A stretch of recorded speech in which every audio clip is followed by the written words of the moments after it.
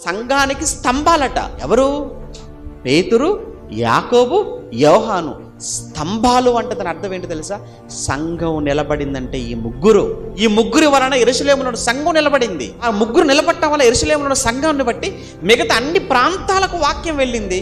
పరిసర ప్రాంతాలలో అనేకమైన సంఘాలు స్థాపించబడ్డాయి. ఈ ముగ్గురు నిలబడ్డారు. ఇప్పుడు అడుగుతున్నాను, సంఘానికి స్తంభాలుగా ఆ ముగ్గురు పేర్లు వ్రాయబడ్డాయండి. చదువుతున్నప్పుడు నాకు అనిపిస్తుంది, మనకు కాలేజీలు ఉన్నాయి, మనకు సంఘాలు ఉన్నాయి, మనకు సెంటర్స్ ఉన్నాయి.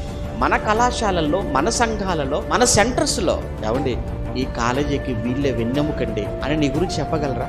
ఏమండి ఈరోజు కాలేజీ నిలబడిందంటే ఇతని స్తంభం అండి, మెయిన్ పిల్లర్ అండి ఇతనేనండి. ఇదిగో ఇతను ఇంకొక పిల్లర్ అండి, ఇతను ఇంకో స్తంభం అండి, ఇతను మరొక స్తంభం అండి. స్తంభాలుగా ఉన్నారా?